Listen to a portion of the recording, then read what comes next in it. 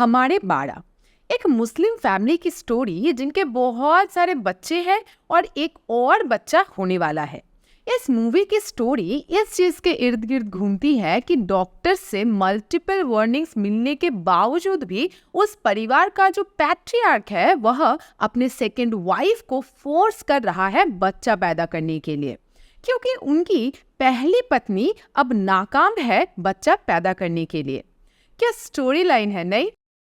तो हुआ कुछ यूं कि कर्नाटका गवर्नमेंट ने इस मूवी के रिलीज को पूरे स्टेट में 2 हफ्ते के लिए बैन कर दिया और उनका कहना ये है कि इस मूवी से स्टेट में कम्युनल रायट्स हो सकते हैं। 5 जून को गवर्नमेंट का ये ऑर्डर आया था जब कई मुस्लिम ऑर्गेनाइजेशंस ने ये एलिगेशन दिया कि इस मूवी में पूरे मुस्लिम कम्युनिटी को प्रोवोकेटिव और इंसल्टिंग तरीके से दिखाया है। और कर्नाटका सिनेमा रेगुलेशन एक्ट के सेक्शन 15 सबसेक्शन 1 और सेक्शन 15 सबसेक्शन 5 के अंडर इस मूवी को किया गया बैन।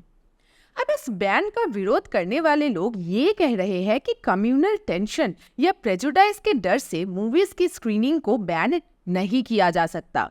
ये freedom of speech and expression का वायलेशन है। एक डेमोक्रेटिक सोसाइटी में किसी भी फिल्म की स्क्रीनिंग की जा सकती है। अब सवाल ये है कि आखिर यहाँ पर एग्जैक्ट पॉइंट ऑफ लॉ क्या है? मूवीज को कितने हद तक freedom of speech and expression दिया गया है, इसी चीज को समझेंगे आज की वीडियो में। मैं हूं अन्वेषा और आप देख रहे हैं एएसएलसी इंस्टीट्यूट का YouTube channel lucid streaming.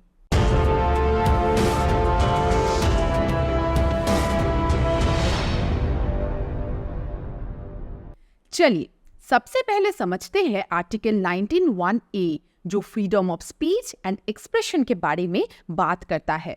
Indian constitution का आर्टिकल 19(1)(a कहता है कि इंडिया के हर सिटीजन के पास freedom of speech and expression available होता है।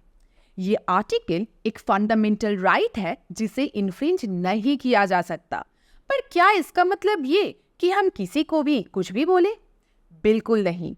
एक कॉमन फ्रेज है राइट्स इम्प्लाइज ड्यूटीज, यानी कि जो आपका राइट है वो मेरे लिए ड्यूटी है।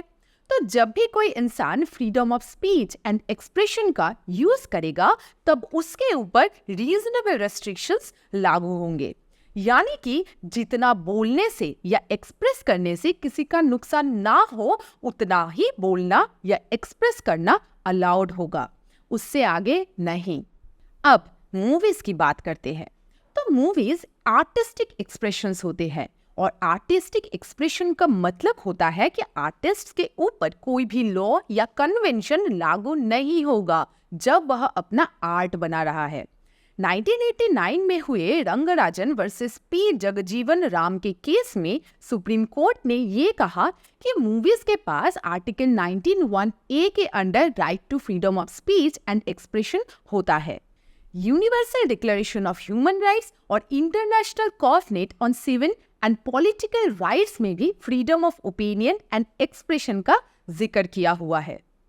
अब सवाल यह है कि क्यों मूवीज को और दूसरे फॉर्म्स ऑफ एक्सप्रेशन से अलग किया गया? तो इसका क्लैरिफिकेशन भी रंगराजन वर्सेस पी जगजीवन राम के केस में भी आया था।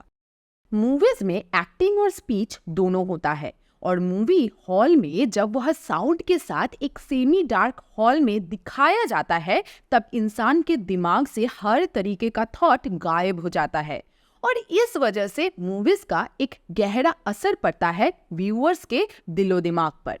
और इसी वजह से मूवीज को कभी भी दूसरे मोड ऑफ कम्युनिकेशन से इक्वेट नहीं किया जा सकता, इसलिए मूवीज पर सेंसरशिप भी लगता है। आप खुद भी इस चीज को समझ सकते हैं जब आप तारे जमीन पर या फिर 3 इडियट्स या केजीएफ जैसी मूवीज को देखते हैं तो किस तरह से अलग अलग इमोशनल स्टेज में आप पहुंच जाते हैं और कैरेक्टर्स के साथ में कनेक्ट करने लगते हैं, क्योंकि इस तरह एक्सप्रेस करने से चीजें हमारे दिलो दिमाग पर गहरा असर छोड़ जाती है। इस मूवी के ट्रेलर को लेकर भी काफी कुछ कहा सुनी हुई। मानवी अत्री, जो कि एक ह्यूमन राइट्स लॉयर है, उन्होंने कहा कि इस मूवी के ट्रेलर में ना ही मुस्लिम कम्युनिटी को इनह्यूमन पोर्ट्रे किया गया है, बल्कि वुमेन को मैरिड क्रीचर्स की तरह भी दिखाया जा रहा है, जो अपने हक के लिए कुछ नहीं कह सकती। हालांकि इस मूवी के ऊपर पैन इंडिया रिलीज पर भी बैन लगाया था बॉम्बे हाई कोर्ट ने, पर 2 लाइन हटा देने से इस मूवी को हाई कोर्ट ने क्लियरेंस दे दी। पर कर्नाटका गवर्नमेंट की तरफ से इस मामले में अब तक कोई भी डिसीजन नहीं आई है और सुप्रीम कोर्ट ने भी फर्दर एलिगेशंस के बेसिस पर इस मूवी के रिलीज को स्टे किया हुआ है। अब बात यह है कि freedom of speech and expression अगर फिल्म्स के पास है तो इसका मतलब ये क्या कि किसी भी कंटेंट को वो दिखाते रहे जो कि साफ प्रोपेगेंडा का प्रमाण है।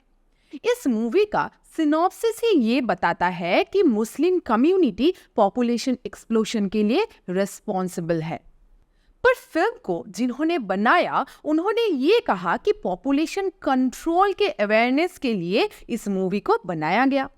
पर सच तो ये है कि स्टीरियोटाइपिंग हो रही है और ये इस पोस्टर से ही पता लगता है। ये क्या बनाया है, इस पोस्टर को तो देखने का भी मन नहीं करता। कुछ दिन पहले केरला स्टोरी जैसी मूवी आई थी और अब ये। आई थिंक मूवीज जो कि एक आर्ट है उसको आजकल काफी गंदा किया जा रहा है। क्या आप भी इस बात से सहमत है? हमें कमेंट्स में जरूर बताना कि आप इस बारे में क्या सोचते हैं और लूसिड स्ट्रीमिंग को सब्सक्राइब करना ना भूलें। Thanks for watching.